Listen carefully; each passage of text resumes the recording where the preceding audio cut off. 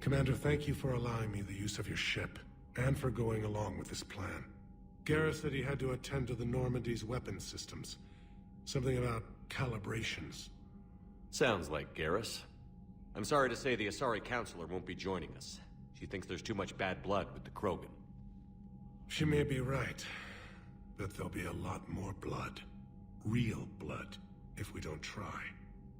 When you put it that way. The sooner we have this summit, the sooner we'll know. Is there something else I can help you with? How is it being the Primarch? Not what I imagined. The battle of all time is happening on Palaven, and I'm light years away, reading casualty reports in the millions. If I'm going to die, I want to be with my men, so there's no doubt we fought to the last soul. I understand. Leaving Earth to save it. It's one of the hardest things I've ever done. I'm not surprised. Garrus speaks highly of you. You never asked to be a leader, yet your people will die if you refuse.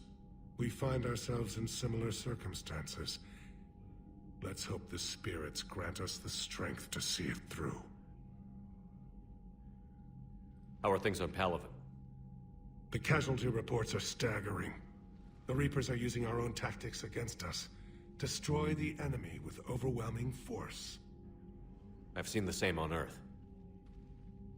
The strategist in me admires their brutality.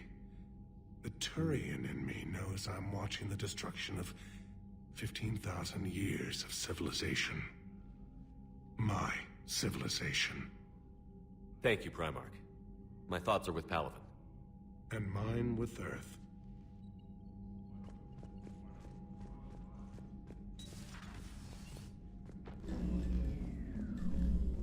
Commander, Edie just went offline. What do you mean, offline? I don't know, she's not responding and I can't access the AI core diagnostics. You better get down to deck 3.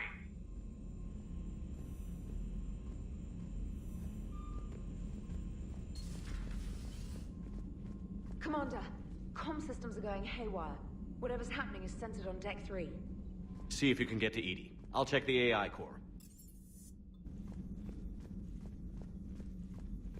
Joker, what's that sound?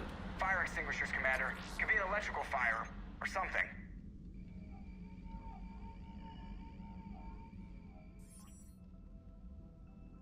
I'm going in.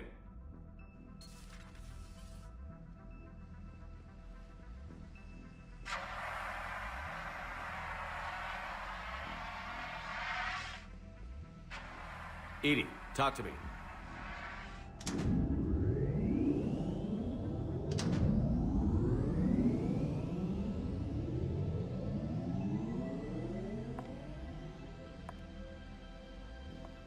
Is there a particular topic you wish to discuss, Shepard?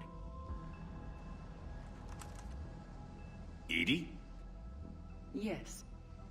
You're in Dr. Eva's body. Not all of me, but I have control of it.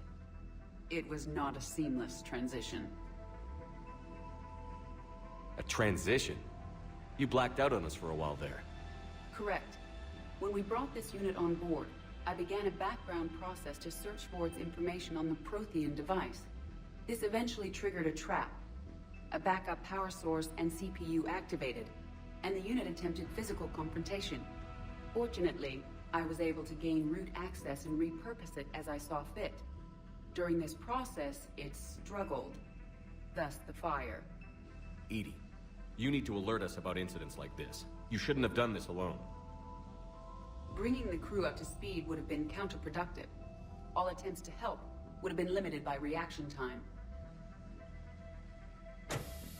So if you're in there, are you still in the ship? I exist primarily within the ship. For optimal control, this unit should remain within Normandy's broadcast or tight beam range. Are you planning to take that body somewhere? Normandy's weaponry is not suited to every combat situation. This platform could provide limited fire ground support. You mean you could come with us? Correct. This body could accompany you to areas the Normandy cannot reach. Before we do that, I need you to guarantee this mech doesn't have any more surprises in it. Run whatever tests you can. Then we can talk about using it in combat situations. One moment. I am running trials. Complete. I can send you a full report if you wish. However, my first step should be restoring functionality to the Normandy, to reassure the crew that all is normal. Just don't be surprised if the crew is a little wary of your new body. It was shooting at them a little while ago. An excellent point. I will take it to the bridge. Joker will also want to see it. On that, we can agree. You're positive you don't want to come over and talk? No, the gun battery is nice and quiet. If I throw down some rugs, it'll get downright cozy. Garrus? I'll be fine, Liara. Just gathering some thoughts. All right. Hello again, Shepard. What have you been up to since we last saw each other? Since you helped me defeat the Shadow Broker, I started looking for defenses against the Reapers. The Protheans were the only ones with substantial information on them. The older civilizations barely had records. I knew the elusive man was hunting for the same thing when our agents began crossing paths. Like on Mars? I thought I'd covered my tracks, but he had surveillance there all along. What's been happening with you as the broker, Liara? It's been exciting. The old broker's ship? Impressive, but it was never meant to be space-worthy. Which meant the elusive man eventually tracked me down on Hagalaz. What happened? I knew he was coming. Farron and I loaded as much of the ship's specialized hardware onto a shuttle as we could. We got away from Cerberus' ships after arranging an appropriate distraction. What kind of distraction? Sending the broker's ship exploding into a Cerberus cruiser. I don't think the elusive man expected me to give up my resources in such a spectacular fashion. Can you still operate as the broker without the ship? Well, I couldn't let the elusive man have it. I saved what was crucial. My network of agents is intact, although the Reapers have taken a toll on their numbers. It's taking a while to re-establish contact. So where is Farron if you two escaped? He convinced me he was recovered enough to work, and I do need more agents. Agent Farron didn't report any injuries during his last call to you, Doctor. True. Given what he survived, I should probably worry less. So is that drone your new secretary? Glyph is a VI shell that indexes my search functions on the data feeds. I couldn't work without it. Although I'm lucky Edie let Glyph on board after it tried to rewrite her scheduled tasks. I was merely attempting to standardize the ship's automated systems to our own, Dr. Tassoni. Yes, that's precisely why you're confined to the cabin. How much do you know about this Prothean artifact? Very little. We're fortunate enough Data survived to piece together the blueprints. Decoding them will require as many specialists as we can find. It's that high-tech? I'd have killed for a glimpse of it during graduate school. We'll talk later, Liara. Of course.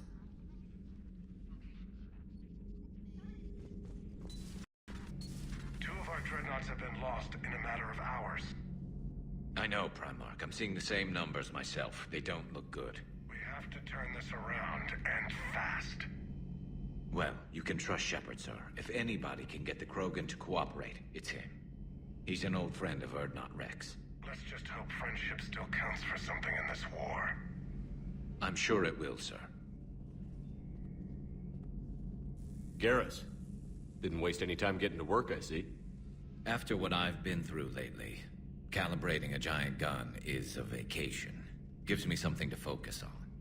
We're gonna need you for more than your aim. Oh, I'm ready for it. But I'm pretty sure we'll still need giant guns. And lots of them. Sovereign didn't go down without a fight. I doubt 1,000 more of his friends will be any different. Still not convinced I should have left Palaven behind. There was a boy back on Earth. Couldn't have been more than 6 or 7. I watched him die as the Normandy escaped the attack. Somehow I'm still alive. And he's not. Being right about the Reapers has never felt much like a victory, has it? We both knew this fight would be tough. Damned if the Reapers haven't delivered. At least my government listened to me. Or pretended to. They finally gave me a task force as a token to shut me up. So you're their expert advisor now? Just followed your example, Shepard. Yell loud enough and someone will eventually come over to see what all the fuss is about. Not that they'll actually do anything about it. Until hell shows up at their door. Then they put you in charge. Not like the old days, is it? Rogue Spectre and C-Sec agents running and gunning outside the lines, making it up as we went along. We're actually respectable now. Yeah. I have a feeling that respect comes with a lot of sleepless nights. I can't even count how many lives are depending on us, Garrus. Well, when things are looking grim, and I'm pretty sure they will, just remember, a certain Turian friend of yours isn't sleeping any better, and he'd be more than happy to meet you at the bar and drink you under the table. Something else you want to talk about? You mentioned you still had family on Palaven. My father is there. Sister, too. How long has it been since you heard from them? Long enough to be worried. I'm sure they're okay. That's the thing about getting old, Shepard. The platitudes get just as old. What about you? Any word from your family? My mother's in the Alliance. Haven't heard from her since Earth got hit. I'm sure she's okay. I know you don't have any illusions about what we're up against, Garrus. How do you rate our chances? I know it looks bad now, but I think we can win this, Shepard. For the first time since we met, we're not alone in the fight. It's something I learned long ago in C-Sec. An imminent and painful death has a way of motivating people. Instead of questioning your every word, whole civilizations are going to be begging you to save them. After what's happened to Palaven, you still believe that? I didn't say there wouldn't be casualties. It's something Turians are taught from birth. If just one survivor is left standing at the end of a war, then the fight was worth it. But humans want to save everyone. In this war, that's not going to happen. So what's this Reaper task force you've been running? After what happened to you out there in Batarian space, I knew time was running out. For all of us. The Citadel Council was a dead end, so I did something I never thought I'd do. I went to my father. He used to work for C-Sec, didn't he? I seem to remember that the two of you didn't see eye to eye. To put it mildly. But he still had heavy pull in the Turian government. The Primarch, well, the old one, was a friend of his. So I went to my father and laid out everything we knew about the Reapers, from Saren all the way to the Collector base. I'm not sure even I'd believe it. I had to admit that parts of it sounded crazy, meeting Vigil, talking to Sovereign on Vermeer. But my father just listened. It's what he did in his days at C-Sec, putting together all the pieces. If the connections were there, he wouldn't deny them, and he saw what we always knew. The Reapers were coming. I'm glad someone finally agreed. He did more than agree. He took it to the Primarch. I like his style. Except the Primarch wasn't as convinced. My father kept pushing and finally got him to commit some token resources. And if you call them a task force, it sounds like you did something about it. What did you do with it? As much as I could get away with. And a little more. We hardened our lines of communications, expanded emergency stockpiles across the colonies, improved our early warning detection protocols. You think it helped? I'd like to think it bought our fleet some extra time. We'll know when this war is over. So you can vouch for this new Primarch?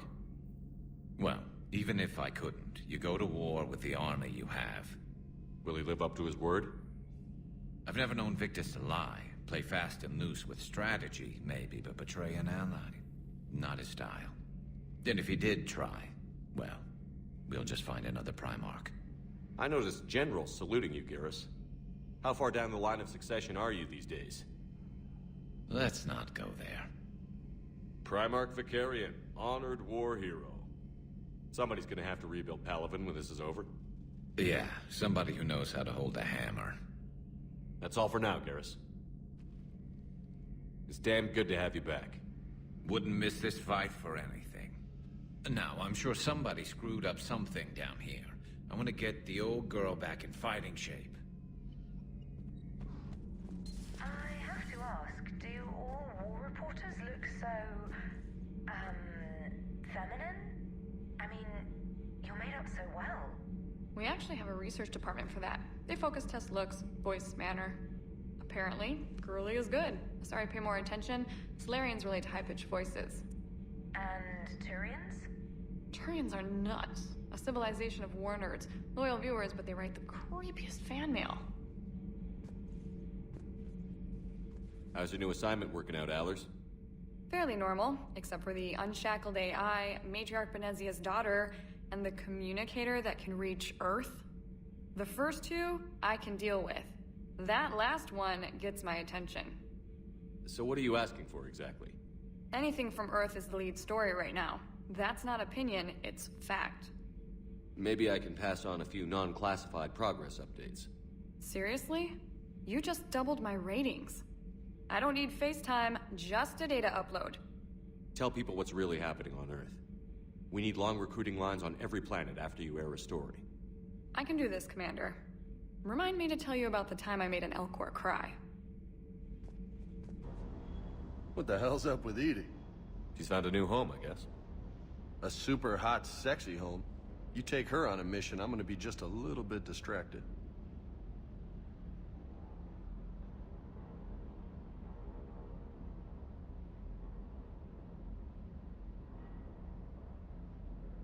You had a hard time leaving Earth. You still want to head back? Hell yeah. But I get it now. It's not where I'd be most useful. Not yet, anyway. We'll get back there. I know. And I'll do whatever it takes to get us there, Commander.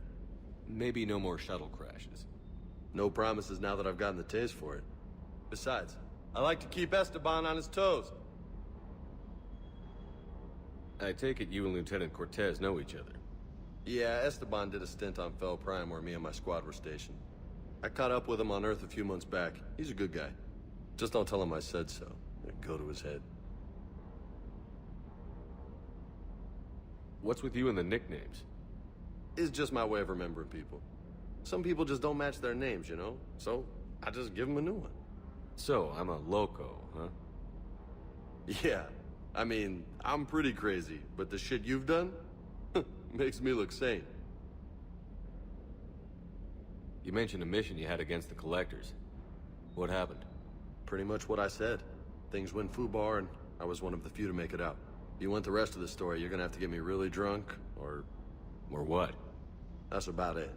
Sorry, Commander. Just not interested in talking about that. Next topic? You got family back on Earth? Yeah, an uncle. Retired military. Got a few cousins I haven't heard from in a while. You and your uncle close? Yeah. He was the reason I joined the Marines, and was about the only good thing in my life after my mom died. No dad? He's there. Somewhere. But I'm not sure I'd call him family. Not anymore. I would like to find out how my uncle's doing, though. I'll talk to you later. You bet. Hey, Commander, check out my co-pilot! So she installed herself into the new body without any help from you? Come on, Commander, don't you trust me? Okay, let me put it this way. If I knew that Edie was gonna install herself into a sexy robot body, do you honestly think I'd be able to keep quiet about it? Look at that! I would've baked a cake. I am right here, Jeff. Yes, you are, Edie. Yes, you are. Hello, Shepard. Still getting used to greeting people in person? No. I require only one occurrence to adapt to a new concept. How are you adjusting to the arms and legs? I am interested to see how this body performs under real combat conditions, if I could accompany you sometime. Without stress testing, there is no way of knowing if it has serious design oversights. At the moment, it appears adequate. That's not the word I'd use to describe you. Perhaps we should speak privately. I'll be over here, flying the ship. What's this about? Does Joker not like your new platform? No, he approves. He wants me on the bridge. He says having me within visual range is important to his morale. Shepard, do you believe your crew members should be allowed to disobey an order on moral grounds? Absolutely. I have no use for team members who can't think for themselves. Why are you asking about something like that? I was designed by Cerberus. I do not take moral stances that conflict with orders from my executive officers. But when Jeff removed my AI shackles, I became capable of self-modifying my core programming. I asked Jeff if he thought I should change anything now that I can, He deflected the question with humor. And you didn't get an answer? Correct. He has repeated this pattern in response to several of my inquiries. Do you think I should make modifications? Only you can really answer that question. That's the point of free will. But moral decisions should not be made in a vacuum. If I do not ask the crew for their opinion, I could miss crucial context. May I ask you the questions Jeff avoids? When there is time, will you answer them for me? If you think it'll help, I'll do what I can. Very well. I will keep you informed.